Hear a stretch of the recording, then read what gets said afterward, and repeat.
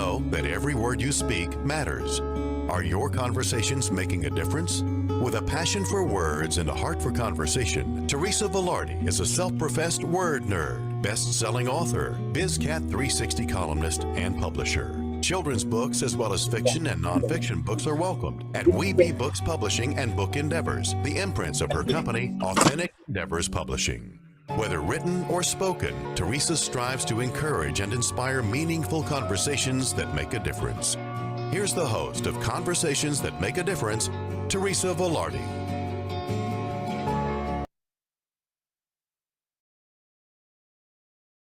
Hey everyone, welcome to Conversations That Make a Difference. It's so good to have you with us again. Today we have a jam-packed show for you. We have 5 authors from Win the Wellness War. We Are Responsible, who are going to share their story and some of their life experiences and to inspire you to live a better life yourself. So Win the Wellness War is not just about physical wellness. Wellness is all about body, mind, heart, and spirit. And each one of these people has written an incredible story to be part of this #1 best-selling compilation book. First, we want to just say that Conversations That Make a Difference airs every Tuesday at 5 a.m. and 5 p.m. We are live on the first and third Tuesday of the month. And we are live on YouTube. If you are looking at YouTube and you want to ask a question, just put it in the chat and we'll get to it. We also can listen to Conversations That Make a Difference on the radio, online, on your mobile apps, in cars, on YouTube, and by asking Alexa to play Dream Vision 7 radio network. So be sure to tune in when you can. This conversation is sure to make a difference. We usually start with a prayer, so let's do that. We start with the Serenity Prayer. If you would like to join in, please feel free. God, grant me the serenity to accept the things I cannot change, courage to change the things I can, and the wisdom to know the difference. And today we are grateful to be fabulous, blessed, and highly favored while living in our greatness, using our God-given gifts and talents with passion and purpose. We're making a difference in the lives of others, and all of God's great universe is conspiring in our favor. And with great gratitude, we say, Amen. Amen. So, yes, let me start to introduce our guests. I'm going to start with Lara Scriba. Lara loves exploring new places, and whether she's sailing the world with her family or discovering the nuances of her inner world, her curiosity always leads her to look just below the surface. Her passion to support others to heal through a holistic lens has been nurtured by her background in nursing, work as a Reiki practitioner, yoga teacher specializing in stress resilience, Ayurvedic habits, and eating disorder recovery. And she's also a numerologist. You've got many talents, Lara. She delights in co-creating an experience with others to reignite the inner spark, shine a light on the wisdom that already exists, and cultivate a deep sense of connection and trust with oneself. Thank you so much for being part of our conversation today. Thank you for having me, Teresa. You're so welcome. Cyndi Wilkins, you're up. Cyndi has practiced the art and science of therapeutic massage and energetic body work for 20 years. Do you travel? She believes in co-creating health, reinforcing mind, body, and spirit to explore the root causes of discomfort and disease. She's an author. She blogs for all things wellness and a featured contributor for BizCat 360 magazine. She lives in Marblehead, Massachusetts with her wife, their beautiful daughter, and pandemic pets, Kina and Luna. Cats? Dogs? 1 dog, 1 cat, 1 kid. Awesome. That's a good family. That's a good family. Okay. Ziggy. Keith Zyland, also known as Ziggy Salvation. Love the name, gotta tell ya. Is a husband, father, and master barber with over 20 years of experience. And when he's not behind the barber chair, he spends time with his family, takes day trips to Legoland with his wife and kids, and live streams video gameplay on Twitch. heard so much about Twitch. My nephews are all into this stuff, so I'll be picking your brain a little bit, Ziggy. Absolutely. I welcome it. Thanks. Okay, we also have Alysia Lyons. And Alysia is a mom first, an entrepreneur, a life coach, and an author second. She is passionate about helping women live their lives with more joy from the inside out. She and her Bachelor of Science, and she has her Bachelor of Science in Business Management and is a certified Master Neurotransformational Life Coach. Now there's a mouthful for you. Alysia guides her clients through long-lasting neurological shifts to help ease their guilt and increase their emotional freedom. She's the author of the blog, The Mom Support Coach, which focuses on relationships, mom guilt, communication, and lessons she has learned throughout her daily life. Alysia, thanks for joining us. Thank you for having me. You're welcome. And Andy Vargo. There used to be a woman who did the drawing of the lottery in New York, and her name was Yolanda Vega, and she would go, "I'm Yolanda Vega," and when I said your name, I was like, Andy Vargo. I wish I would have had the winning lottery numbers for you. There you go. Do you have them? Andy's a podcast host of Own Your Awkward, best-selling author and creator of the Awkward Journal series and Own Your Awkward Life Changes. He's a motivational speaker, business and life change coach, and comedian. He lived the first 40 years of his life feeling awkward. Coming out of the closet at 40 doesn't define him. Pursuing his passion to help others does. Having changed everything about his life, Andy leads others as a motivational speaker and helps people live their fullest life as a business and life change coach. At night, you can find him working stages around the Northwest as a comedian, making light of his journey with a gift of laughter. Awkward is not only his brand, but his style, as Andy encouraged us all to own our awkward and be true to your genuine self. Welcome, Andy. Thank you. I'm excited to be here. I'm so excited for this conversation. Each one of you has something really beautiful to bring here. And let's just talk a little bit about what you've written in the Win the Wellness War book. First, I'm going to ask Lara. You have a story of a nursing career that's now intertwined with more holistic healing, obviously, from the practices that you have. So could you tell us just some of the lessons that you learned from your own self-healing, which I'm assuming led you into what you do now? Yes, yeah. I think nursing was a beautiful background for me to be able to witness healing in others, in many different ways.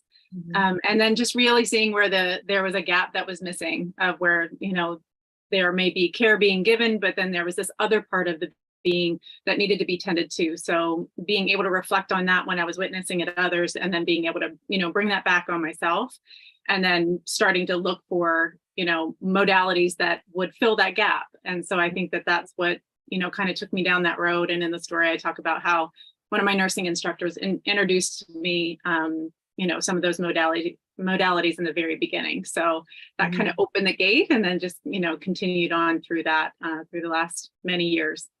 And as you can tell, I kept taking courses and all kinds of stuff. So I love all this stuff that has to do with energy healing. And I think for me, I think that that's what's missing in the allopathic world, that people they just look to solve the symptoms and they don't get to the root of the problem. And I think the modalities that you use, and I see Cyndi shaking her head too, the modalities that you use help people to get to the bottom of what's causing them to be ill in whatever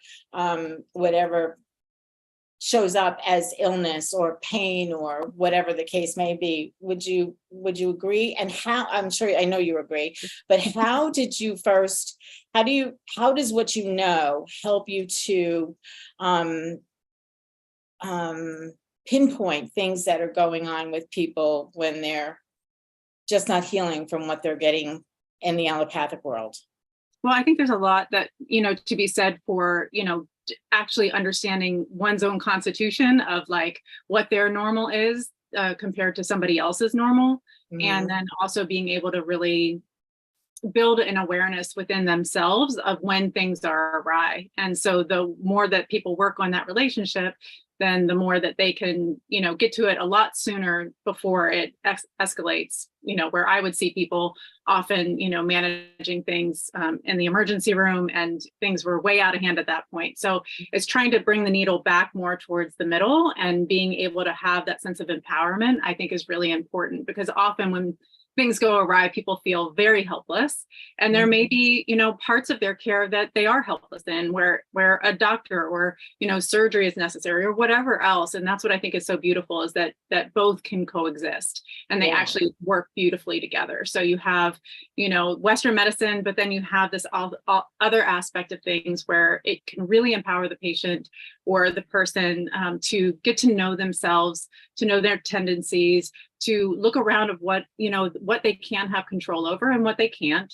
And then be able to implement different things and try different things that resonate specifically for them. Because I think often we're given, you know, the prescription, whether it's a, you know, pill, or it's, you know, even in the coaching world or different things, sometimes it's a one size fits all approach that people feel like they need to make it work for them. And it's really just allowing it to be an exploration of what works for yourself and your circumstances, because everyone's circumstances are different. So I think that was part of it. And just as, you know, part of mine was accepting that, you know, I run more anxious than other people, and that's more my tendency. So how do I care for myself in a compassionate, caring way, instead of demanding myself to be something that I'm not? I think that conversation is really important now, because a lot of people with things that are happening in the world today, they have felt like they are at the mercy of others. They're at the mercy of, you know, whatever. And the sense of empowerment that you can get by doing some of the things that you practice and some of the things that you've done in order to be able to come to that place yourself can be really, really, really helpful to the world in general today, I believe. Yes? Yes, absolutely. Yeah. Absolutely. Cyndi, I'm going to go to you, because you're along the same lines. And so you use, first of all, massage therapy. I love massage therapy. I think it's very healing. It was massage therapy and acupuncture that helped me to get back on my feet after a car accident. So, and it was none of the drugs that they kept telling me to take. Oh, just take this and go to bed. You'll feel better. That's like my grandmother saying, eat this, you'll feel better. Look what happened. So, I just think that, you know, for you, you talk about migraines. How many years did you have them before you recognized that you needed to connect with your emotional center? Because you've got a lot of experience in, from what I can see, a lot of experience in connecting the body, the mind, and the soul and the spirit together, as I'm sure it does Lara as well. Right. You know, migraines, the very severe piece of migraine started for me at age 12. So it was very young. You know, and I went the route that Lara was talking about too initially. You know, you have this immense pain, you go to the doctor. You know, it had been years and years of back and forth, you know, taking this drug, taking that drug. There wasn't a lot of information. There wasn't a lot of, you know, medications offered in that, you know, during that time, other than like the painkillers, you know, the opioids. The opioids were always thrown for anything, you know, an injury and acute illness. And unfortunately, that in and of itself started this like vicious cycle of medicating something and then needing more and more as the experiences grew in frequency and severity. So, you know, we know when we medicate something in the long term, chronically, and Lara can attest to this, we tend to develop side effects to these medications that we need more and more of to achieve the same, you know, results. Then we need to medicate the side effects. It was a vicious circle. That really took me to an incredibly dark place. And I would have to say it was probably my early 30s, maybe early 30s, where I really started to do that deep dive and search for something else, because it wasn't getting me, what I was doing wasn't getting me anywhere. And I had always been fascinated with mind-body medicine. I had always utilized massage, chiropractic, acupuncture, all of those things. And I found relief there. Oftentimes it did tend to be short-term relief. So, it got to a point for me where I started to question, how does that short-term pain relief, how does it go from a short-term acute situation to a long-term chronic situation? What happens? What happened along the line in the body, right?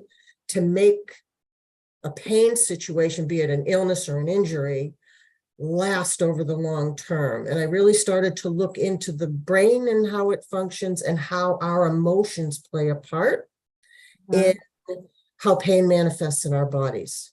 Yeah. So that's really what started me on that search of, okay, now how do I get in touch with my emotional body to try to dig a little deeper and see what I need to do for myself to get to the root, because the pain was just a symptom, like you said, right? I needed to get to the origin. What piece of me was in such pain that I couldn't seem to shake myself loose of it. Yeah. Yeah. And I think that a lot of people, most of the world doesn't, put the two together, the emotional piece and the pain, that they belong to each other. But I think that, the work that you do, the work that Lara does, and we're going to talk to Alysia in a minute here. I think that between the three of you, you're covering a topic that needs to be heard by more and more people today. Because stuff that's out there is not working. The opioid situation is ridiculous. And I just can't even, a very good friend of mine lost his son at like 21 years old to an opioid addiction, and for pain that he could not get rid of. So that's really, it's disheartening what's going on. But here, one of the reasons why I have people like you on here is not just to tell your own story, but to also, because telling your stories is powerful. Let me just say this. Writing your story out is powerful. You found your way. You found the solution. You found your way from where you started to where you are now, and you've come through to the other side. And by telling your story in these books, in the articles that you write, and whatever else it is that you put out there, in the work that you do, it's like giving somebody else a hand up to get out of the dark and deep hole that they're in with whatever it is that they're dealing with. And we're not just talking about, the things that we're talking with Cyndi and Lara, and now Alysia coming up. We're talking about just life in general. Andy, you use humor. Ziggy, you have lots of ways for people that you can offer to people to be able to live a better life. And that's what this is all about, I think, right? You would agree, I'm sure. Yeah, I see heads nodding. Alysia. Yes. Yes. I'm not a good mom. What's that about? It's funny because I sat down I didn't even know what I was going to write for this book. And I just started writing my story. And what was funny is I would write a little piece of it, and then I would write, I'm a bad mom. And then I wrote another piece and I wrote, I'm a bad mom. And I think that I wrote it 5 or 6 times. I didn't actually count. But by the time I got to the last one, I was like, well, crap, I just wrote myself into a dark hole and I don't know how to get out of it. I literally sat in that energy probably for half an hour before I was like, okay, what would I tell a client to do to get out of this energy? And that being a mom has been like the greatest gift that I've ever been given.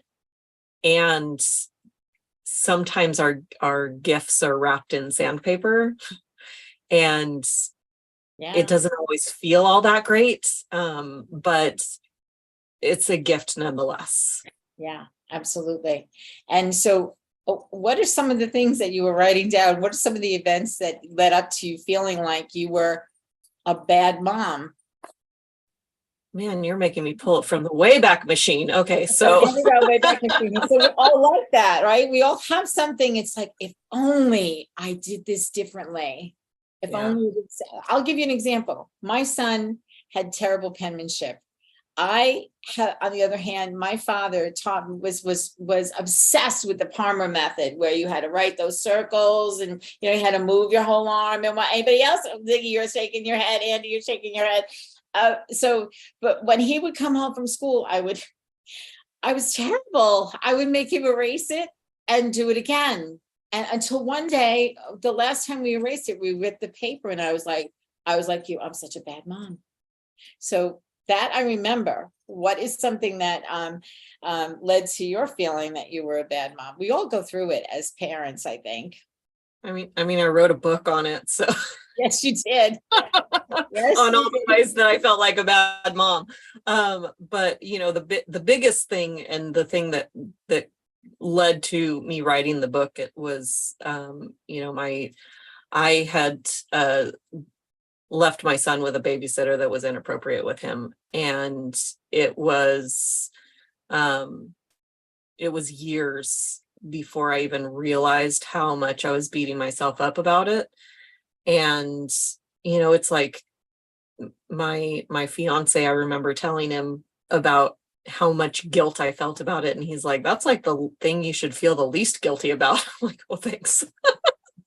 He said it in a loving way, of course, as only a partner can do. But it's like, but that was the thing that I felt the most guilty about, because that's not something I could change. If I'm not the world's greatest cook, I can fix that. I can take cooking lessons, but I can't go back and undrop my son off at that girl's house. Yeah. I can't take away that pain that was created from that situation. Mhm. So that was what I felt the most guilty about. Yeah. Yeah. It's tough. It's tough. Kid, it's hard being a mom. It's hard being a dad. I know, because we only, we can't take back things that we do. We can't take back things that we say, but we can be conscious enough to learn from whatever mistakes we made. And you have ways of letting go of the guilt. We're going to talk more to this incredible group of people. We're about to take our break, and we'll be back in just a couple of minutes talking to 5 of the authors from Win the Wellness War. We are responsible. We'll be right back. With the hustle and bustle of today's world, how often do you take time to practice gratitude? More importantly, how can you make it a habit? The Grateful Hearts community is a group of like-minded people focusing on what's going right and being grateful. Gratitude is more than putting a smile on your face and being thankful for the roof over your head. It's about expanding your perception and finding ways to find gratitude for, in, and through the challenges we face every day. Gratitude is a feeling of connection to things higher than yourself, to God, and to others. We focus on light, positivity, and connections. You make a difference. When we join our grateful hearts together, the power of community attracts more people and even more to be grateful for. Expressing gratitude and feeling grateful is infectious, so let's share it. Join our Grateful Hearts community and watch your blessings blossom. Learn more at gratefulheartscommunity.com and join the community at facebook.com/The Grateful Hearts Community. Are miracles real? Can you move from mayhem to miracles? 30 prominent authors say yes as they share their high fives and down lows of challenges, abuse, addiction, and love. Experience hope, the magic elixir of miracles, through the personal stories of New York Times bestselling authors James Redfield, Dr. Bernie Siegel, Sister Jenna, Reverend Temple Hayes, and many more. If you like bestsellers, chaos to clarity, and crappy to happy, you'll love crying and laughing through mayhem to miracles. Sacred stories of transformational hope. Available now on Amazon and in bookstores worldwide. Did you know that every word you speak matters? What you say and how you say it can make or break a relationship or shift the outcome of any situation. Are your conversations making a difference? Faith in God, gratitude, authenticity, and giving are Teresa Velardi's heart. It's in this spirit that she's focused on making a difference in the lives she's blessed to touch. Conversations That Make a Difference is now on syndicated Dream Vision 7 radio network every Tuesday at 5 a.m. and 5 p.m. Eastern Time, with live call-in shows every first and third Tuesday at 5 p.m. Eastern. This is Dream Vision 7 Radio Network, uniting mankind with universal love. Our shows are created from the heart, bringing each listener to a place of divine enlightenment. Breathe, relax, and enjoy. Let life flow. And we're back. I am excited to talk to Ziggy because last time I had you on the show, it was on the tail end of your entry into the fourfold formula for all things wellness, where you talked about being behind the barber chair, right? And now today we're talking about you behind the gaming chair. I'm going to take you back a little bit to the fourfold formula, because I know from the salon that I go to that the stories that get told in the hair salon are stories that you don't talk about with your friends. You just need some place to get somebody else's opinion on how you can get through whatever mess you made of yourself, whether it's being a bad mom or making a wrong medical decision or whatever. So how does being in the gaming chair now compare to being in the barber chair, or don't they? It's a different level of brutal online because there's no face-to-face. Okay. You can put literally everything out there. The second someone doesn't approve of it or appreciate it or react the way you want, you block them. The end. Conversation's over. Your secret is out in the universe with some stranger in Bulgaria, for all you know. For the face-to-face interaction, you have to be confident enough to share what you're sharing and have the guts to see the person again. Yeah. So I have a really good buddy who's a bartender. He's like, oh, we have the same, we're living in the same life because we're both therapists. I'm like, no, man, people are getting hammered telling you secrets they forget. They're telling me the same secrets in confidence. I'm going to shut my mouth. So that aspect's a bit different as far as online, because at the end of the day, you're only looking at the clump of pixels. I have friends that I've had for over 20 years that are only pixels, but I know their wives, their kids. I've heard about their kids growing up, and they've heard about mine, and we've never shared that connection yet. It's deeper than most of the friends I've had come and go in my life. It's kind of incredible. And the way the industry's gaining such momentum, it's no longer the niche thing like you did in your mom's basement, like playing Dungeons and Dragons in the 80s. Now it's like this cool thing that everyone's doing it. Like it's almost like you're almost the weirdo if you don't do it in today's standard. You know what I mean? Exactly. So what is, I know you probably I'm not going to ask you because I know that the chair is sacred space. When somebody tells you their story, you lock the lips and throw the key in the vault, right? Yeah. Yep. So, but without naming names or whatever, what is the most profound behind the gaming chair story you've ever heard?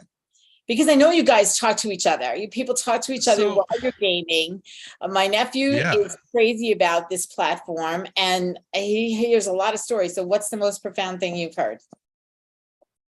So I have a good and bad for each in that realm. I've seen people, I'll tell my story. For example, I had a buddy come from down in Florida visit me while I lived in New York, and he connected me with who my now is wife. Like we were friends purely over the phone for 5 solid years. She would come into my chat room. She'd watch my Twitch. My now 12-year-old son, he was like 4 or 5. He was right along there with me. So me and him would connect because of the game I was playing. We had that commonality. And then we decided, you know what? Hey, we're both single at the same time. Let's just put the face to face. Let's do it. And then within the year, we're married, and now we have one more. Just because we had that, it's not anonymity, because we learned who we were. But at first, like the vulnerability is open. Yeah. Because like, here's my life. Here's what's happened. Here's what I've done because of it. Here's my shortcomings. Accept it or don't. And if you don't, then welcome to the block list, or I'm going to stop messaging you. And I don't have to worry about bumping into you at the grocery store or Walmart. You know what I mean? Exactly. But at the same token, I've also seen people in the game I play, that World of Warcraft, it had a huge, and I mean huge, shadow cast over it very early on in like 2004 to 2008 era, because people got so compulsive over it, they were ruining their lives like voluntarily. And there was one guy I know specifically, I only know his username, we called him Mad Turkey. He had a wife and 3 kids, and he was so obsessed about getting the best of this gear slot. Like he had the best helmet or the best weapon. We were in a 40-man phone call. Like when we did our what's called a raid, it's 40 people across the world getting together to fight these monsters collectively. And we hear his wife in the background. She's like, it's either me and these 3 kids, or it's that effing game. And he straight up cold-heartedly was like, you know where the door is, I'm busy. And like, I'm telling you, and the whole room just was like, dude, are you sure? And he went on a bunch of expletives and he let it happen. Like he was like, he made that conscious choice. And as much as I've been into gaming, I've been into it since I was 5 years old. I was the chubby asthmatic kid. So when I couldn't go outside and play, my folks were always cool with my buddies coming over to play the game. So that's always been a very deep part of my life. I've never, ever chosen pixels over the world. Yeah. Because you learn so much more out here. Yeah. There's no respawn. There's no redo. You take those lessons and bring it with you. But like, I'm telling you, the vast majority of people that you meet online is so much more eclectic, because it's not just your area anymore. It's worldwide. Yeah. I have friends of 20 years from Romania, from Yugoslavia, I mean, just you name it. I met somebody and played with someone there, and it's really incredible that we're becoming more interconnected. Yeah. And it takes me back to the cliques in high school. Yeah, because you had the kids that were the metalheads, or the kids that were the stoners, or the kids that were the cheerleaders. But now they're all playing these games collectively. So you'll see the two come together and be like, oh, what's your tag name on Fortnite? Let's go play. And it's not taboo anymore as much as it was 20 years ago, So that's really nice to see. And the bottom line though is it's people over pixels, right? Yeah, I hope so. Yeah. I hope so. Yeah. That guy didn't get that message, but hopefully most people do. Unfortunately, one of many, but I hope, I truly hope for every one of those, there's 5 more that had my kind of experience, or had like my one of my best friends is in South Carolina, and I've known him for over 15 years. And we've come to the point, like we send each other gifts for our kids for their birthdays. Like we're just, he's my best buddy, it's just, and then I have my other best buddy that in real life in New York, and the 3 of us just kind of gallivant in line and we do our thing and get mad and swear at each other. And then we're laughing 20 minutes later, There you go. There you go. That's life. Yeah. So, overall, do you think that, gaming has a negative or a positive influence on society today? Okay, so it's kind of deep. As far as kids are concerned, because they're getting more and more involved at a younger and younger age, the biggest thing I plead is for parents to please be involved. Be in the room, check the settings. If you don't know how to navigate the game they're playing, figure it out. Take 10 minutes, watch a YouTube video. The plethora of knowledge out there that helps you control what your kid is seeing or bringing in is easily managed. And there are some sick people in the world, and they tend to find the platforms where the most vulnerability is key. Turn the chat off if your kid's under 18 years old, or if you have a mature child. Like I have a very mature 12-year-old, but I'm still quite selective on what he's hearing. So if he's not in a party chat with a friend that I know is his friend, he's not hearing anybody. Yeah. Because I've had 8-year-old kids, and now I can get pretty vulgar just because of the line of work I'm in and the amount of time I played online. I've had 8-year-old kids make me blush because of the things they've said. It's that horrible. It's like, and I've caught myself say, where's your mother? Like, put her on the microphone. Like, this is not okay. So as long as there's a a decent monitoring, I think is incredibly beneficial, because it's almost like the T-ball game. You have 8 kids, you know, you can have 8 people playing on a team together, focused on the goal, having the task orientation. The biggest thing I see with children is because they're left online and they get frustrated easily. When I was a kid and I played T-ball, I had a coach to talk me down, say, hey, it's okay you didn't make that hit. It's okay you didn't run that third base. These kids are playing in the competitive environment, just getting mouthed on, and they're just getting more and more aggravated. There's really no one there to check that aggression. So as long as there's an outlet for them to understand that, hey, you don't have to be the best in the world every single time. Just play and have fun. Just make it okay, make it fun. I think it'd be extremely positive, because they're learning how to talk to strangers, which sounds horrible at first, but they're going to need that in the job world. You're going to need that bag of groceries. You're going to need that, you know, doing anything, being a delivery guy, whatever your horrible first high school job is. Or doing something like this, right? You need to have, Yeah. you need to have that skill set to communicate with people. Yeah, Yeah. absolutely. I got very lucky because my parents were always very involved with what I did. They let me fall on my face a few times, but never to the point where I was scarred forever. You know, I got very lucky in monitoring. My father was always, he was my technological equal. Like, he was superior for the longest time, and we got into gaming together. We got into like all of it. It was all, I had the right hand right there. So I try to be the same thing, whether it's kids that come into the barbershop, and I'll let the parents know, I'll pull the parent aside, but hey, this game is this, this, and this, you know, watch out for this, this, and that. That's Or so even here good with that you mine, do that. mine's 12 years old. He just got his computer. Like, I just gave it to him this summer, because I think he's to the point now where he's right here. So I can always just turn around, bam, I'm there. Yeah, yeah. Good for you. Great story. Thank you. Andy Vargo. Andy Vargo, you're next. We can test it on. The conversation is right.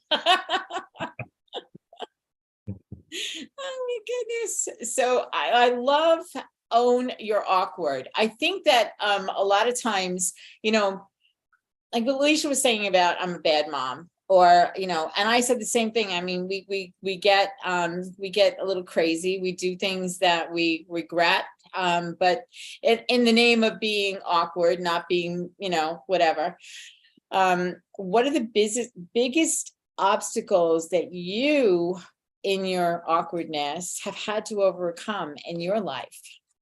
Oh gosh, I don't like talking about myself. No, no, that's a great question. You know, for me, I wasn't comfortable in my own skin. I was gay, knew it my whole life, but, you know, thought that's not the life I want to live, and finally came to terms with it and made those changes when I was 40.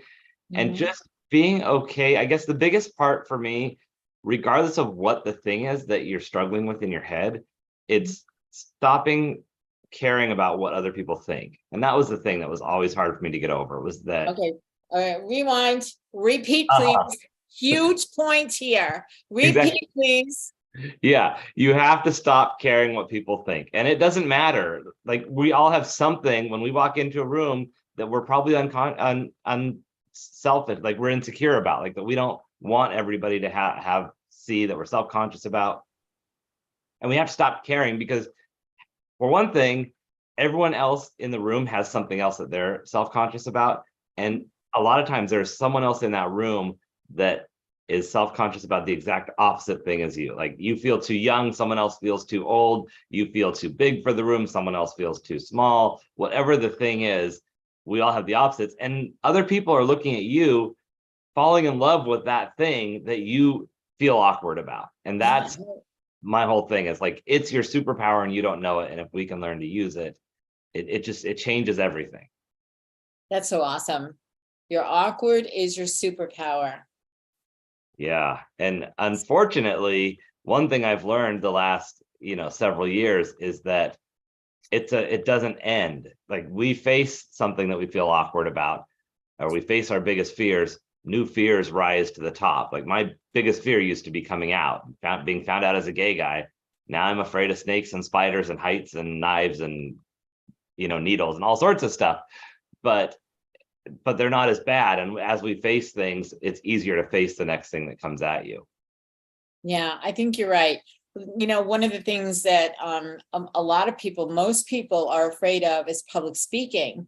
Yeah. And so whenever somebody gets up and speaks in public, I don't know how many people and how many times I've heard somebody say, how did I do? Did I get the point? How did I get, and everybody's delivery is different. Yours is through comedy. What are some of the things that you've experienced coming off the stage from your audiences that have reinforced that your awkward is your superpower? Wow, that's a great question. When I started doing comedy, I originally did it because a good friend of mine, she was my work wife. She was like, you got to get on stage. You got to do comedy. You're funny. It's like, no. I am break room funny. I am not get on stage funny. There's a difference. And I really started doing comedy in order to practice being on stage in a different way, knowing that I was starting my speaking career, and I fell in love with it. Mm-hmm. What I didn't expect was the opportunity to deliver a message through comedy. When I started, I put them in two different silos. It's like, well, I have my motivational talks here and I have my comedy over here. But what I found is that when people are laughing, and I learned this as a true fact, people retain information and learn it better at a 32% higher rate when they are laughing, when they are happy. So if we can entertain people and make it fun, they're going to be more engaged. They're going to actually take the message more to heart. So it makes it more important to me to actually share the message. And when I started telling my story, telling my journey, it was surprising to me when I would get off stage, how many people were so supportive of, wow, like, thank you for sharing. Thank you for being you. Thank you for doing your thing. And by the time I was talking about it on stage, I was okay with myself in that way. However, there's other people in the audience who might not be. And we get to a place for myself where I'm like, well, I'm good now. But we forget that other people are at different points in the journey and they still need to hear the message because they might be a few steps or a mile or, a whole half a continent behind where we're at. Yeah, I think that by being true to yourself and really showing up, whether it's in comedy, whether it's in a motivational conversation that doesn't include comedy or whatever, you showing up as yourself really, and I love that you call it your superpower, the awkward your superpower, because it gives people permission to explore that within themselves. And I think that society in general, they're like, about what they don't like, but in the meantime, here you are. Yeah, and I have found that authenticity has almost become such a buzzword that leaning into the word awkward gives people a little permission to be like, I don't know what my true authentic self is, but I feel funny about that thing. Yeah. It's a little bit simpler to bite that chunk off. Yeah, good stuff. Absolutely. Oh my goodness. How has, I want to just go around and see how this conversation, if there's something that somebody said that sparked a thought in you, share it now. Whoever wants to go first, just talk. What has sparked you to explore something different maybe, or to bring up a thought that happened with your own journey, something from your story. I want to go back to Andy for 1 second here, because I read this here. I've been on a journey to find myself, yet the harder I look, the more lost I feel. Who else can relate to that? And then finally, I left off the cliff of comfort and everything changed. Who can relate? Cyndi. Yeah. Everybody. Yeah, I think everybody can relate to that. Yeah. And it does relate a lot to my first story that I shared in the fourfold formula with my relationship with my dad.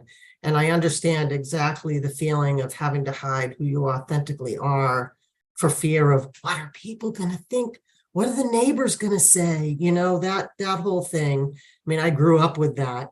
So, I get that. And it is a very frightening place to be, because you're afraid you're going to lose the love of the people you love.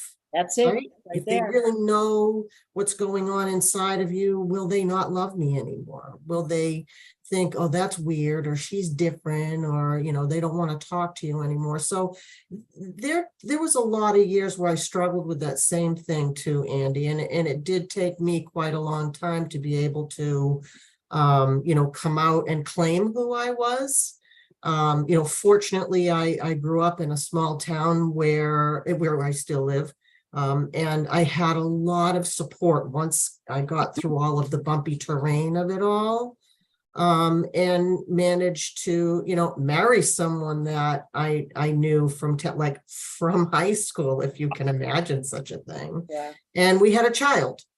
So in that experience, it was my dad who seemed to be the one in my family who had the most difficult time come to me and say, I get it now. Like, I'm seeing what you're doing. You're just like everybody else. You might be going about it a different way, but you're just like everybody else. Exactly. Right? Well, those thoughts, everybody. I know that we have to, I'm beyond the time that we're supposed to take a break. I'm so involved in this conversation. I don't want to go, but I'm being pushed to take the break. So just hold your thoughts. We're going to continue this conversation when we come back in just a few minutes. You're listening to Dream Vision 7 Radio Network. In order to be healthy and happy, there are 24 areas of your life to balance. With the All Things Wellness Wheel, you become self-empowered, allowing you to make healthier decisions about relationships, nutrition, sleep, exercise, stress, and even your value system. The All Things Wellness book series, written by Peggy Wilms and Dr. Marcus Wettstein, teaches you how to balance your wellness wheel in addition to sharing true stories from multiple contributing authors. Book 1, The Fourfold Formula, and Book 2, Win the Wellness War, We Are Responsible, are now available on Amazon. Reserve your spot now to become a published author in Book 3, Wellness GPS, Get Prepared for Success. Visit www.allthingswellness.com/authors for more information.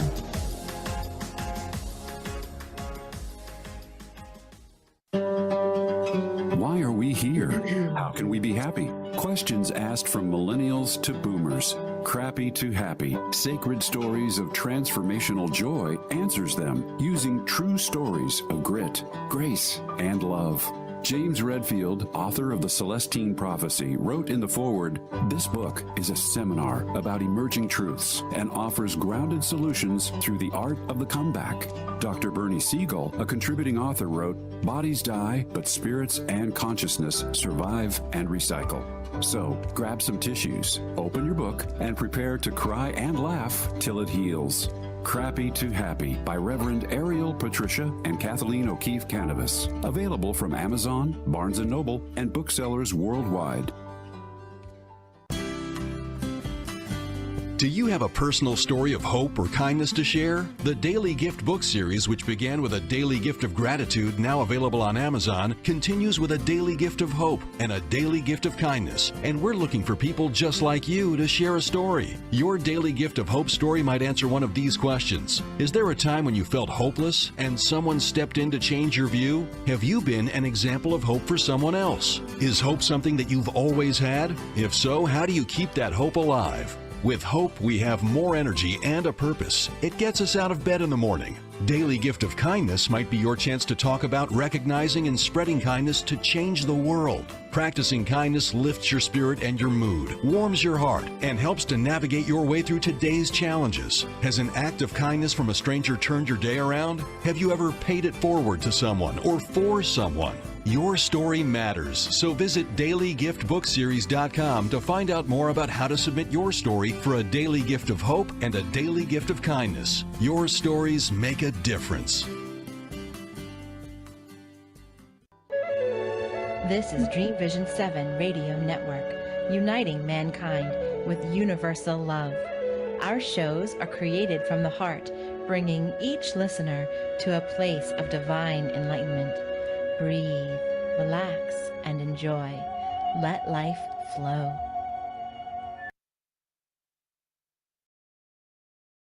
And we're back. So I just want to give a little shout out to A Daily Gift of Gratitude and all the authors that contributed to this. This has been a project that's been on my heart for years, and the series is all positive. You know, hope is next, and each one of you gets the opportunity to write in the hope book. So I do indeed hope that you will take advantage of that. We'd love to hear what else you have to say besides what you've written in Win the Wellness War and the other books that you've been part of.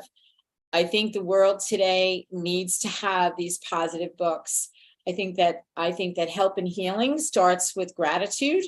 It's been something that I have consistently had in my life, regardless of how bad things are. You can always find something to be grateful for and hold on to those things, and your life will change. So Daily Gift of Hope is next. We're doing Daily Gift of Happiness, a Daily Gift of Kindness, a Daily Gift of Peace, a Daily Gift of Friendship, and we're going to release them over the next couple of years. And we want as many voices as possible to come forward and talk about the topics that are at hand. You can go to dailygiftbookseries.com to find out more. And we look forward to getting those stories, especially from each of you guys. I really am excited to read what you have to bring forth in A Daily Gift of Hope. Alysia, how does this conversation that we're having with everybody, and what Andy just said a little bit ago, and Cyndi related to, of course, and I related to, how does this play into your work that you do, and specifically your book title, I'm Not a Good Mom? How do you turn that around? How did you turn that around? Yeah, I mean, like I said, I wrote myself into a hole, and and I wasn't sure how to get out of it. But I got out of it in the book the same way that I got out of it in my life, as I started looking at the things that I was doing right. Yeah. And, you know, as Ziggy was talking, I don't remember exactly what it was that you said that triggered this thought, but, you know, during the pandemic, I gave my son, you know, pretty much unlimited access to video games, limited in, you know, who he talked to and that kind of stuff, but not limited in time. And as we've come out of the pandemic, it's been hard to pull him back from that, because it was as long as you want, because he's an only child and we're not allowed to see people. So you need to be around people. And I see a lot of what you were talking about with the, you know, the rage of, you know, I didn't win, and not really having a coach there to say, you know, it's okay, we learn from our mistakes and so on. And that's been really difficult to navigate, but I know that there's support, and, you know, we have community, and especially as parents, that's what we need to raise, you know, healthy and amazing kids, is we need community and we need support. Yeah, exactly. I agree. Do you agree, Lara? I do. Well, and I, you know, what kind of came up for me was when Alysia was saying she wrote herself into a hole. And I think that that healing piece, or that connection, is so important. And I hear it in every single one of the stories, you know, and in every scenario, that piece of connection of knowing you're not alone. And I see it in the work that I do, whether it's the one-on-one or the programs with the eating disorders, like when there's that ability to share your story and to not have people run away, you know, that they listen, and there's an acceptance, both, you know, in general, but then of yourself, of like, okay, that's not the worst thing, or that I'm not the only one experiencing that. And I think that it's really important, because we often do write ourselves into a hole. We can go on and on about how challenging, or how we don't measure up, or all these different things. And I think for me, bringing those other practices in helped me to shift my perspective. Yeah. And then once I was able to even be with myself enough that I could tolerate it, then like getting brave enough to have that conversation with other people, and then like that huge relief of, oh my God, I'm not alone. I'm not the only one that has these types of thoughts or struggles with these types of behaviors. And it doesn't make me a horrible person because I was just connecting with this other person and I thought that they were amazing, even though they struggle with the same things, you know, Yeah. and like you were saying, Andy, like with your awkwardness, you know, whatever it is the special thing, you know, there's a light in the dark of everything, and being able to accept ourselves. But I think most importantly, being able to have those places where you can have conversations wherever that is, you know, whether it's the game room or whether it's, you know, in the barber chair or the massage therapist or whatever it is, just finding someone or other people or practices that allow there to be a different perspective to come in, to kind of create that crack where, you know, that light can come in and then you can start to shift. Exactly. Yeah. And there's always somebody who's gone through the situation or circumstances that you've gone through. And so by finding your superpower, if you will, it gives other people, like I said, permission to do the same and to talk about what, you know, what's awkward about their life or what's keeping them stuck in whatever disorder they may have, you know. So I think that that's really important. Community, Alysia, you said it, community. And Ziggy, I think your son and Alicia's son are similar in age. I think that they're two. So what are some of the things that these kids are looking for today in gaming, that you're allowing them to be within gaming? There's so many things that are out there that are violent and destructive, but then there's also other things that are out there that can, that kids in that age group can play, that the parents are, I think we get more uncomfortable with what they're doing than what they do. I'm a huge advocate for, as far as kids are concerned, that there are two big franchises that I'm really okay with getting behind. One of which is Minecraft, taking the world by storm, simply for the fact it's engineering based, it's science based. You can learn how to take a power system and build a functioning railroad, and you have to learn the science behind it. They also have educational downloads where you can learn chemistry, you can learn mathematics, you can learn all these really awesome things, but still have this really cute cubic world where you and your friends can interact. Awesome. I'm also a huge fan of Fortnite, even though it's a huge no for most people because it is a shooting game. But the thing about the game is there's no blood, there's no gore. When your character dies, they're teleported out. There's no death sequence, there's nothing. You are pulled back to the main island, so there's no I'm dead forever. There's no emotional attachment to your character being, oh my, having a visceral response, like, oh my God, I'm dead, what do I do? Yeah, and I think the that biggest attraction to those games is the micro market. Spending $5 here to make your guy look a little cooler, spend a mouse money, look, make this guy look, have this pickaxe, or, you know, little things like that. cool. We only have a few minutes left, so I'm going to start with Andy, and I want each one of you to tell people how they can get in touch with you to learn more about you, to share how they can reach you, whether it's a website, an email address. Let us know. Andy, you start first. Sure. Check out my website. It's awkwardcareer.com. There's links there to either grab a spot on my calendar to say hello or just find me on social media. Andy Vargo, Own Your Awkward. I'm always happy to connect. I love hearing people's stories and just helping people on their journey. So thank you. Awesome. And do you have video of your comedy shows on YouTube? I do have, yes, I have some. Some of them are beyond PG-13. I get a little bit of a mouth sometimes on stage, but I do have some of my comedy that's public on YouTube as well. Awesome. Great. Cyndi, what about you? How can people get in touch with you?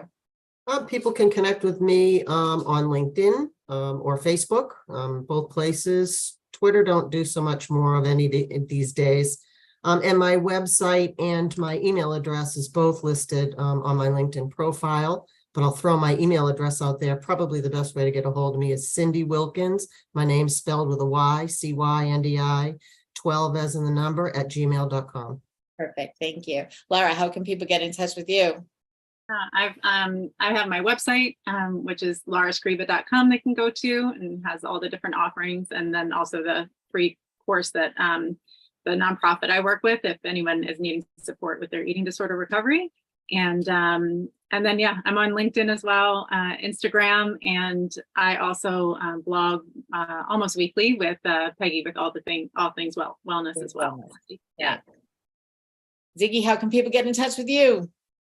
I am literally Ziggy Salvation across every social platform there is because I'm a glutton for punishment trying to organize it all. So whether it's Gmail, X, Instagram, Snapchat, you name it, it's just Ziggy Salvation, all one word.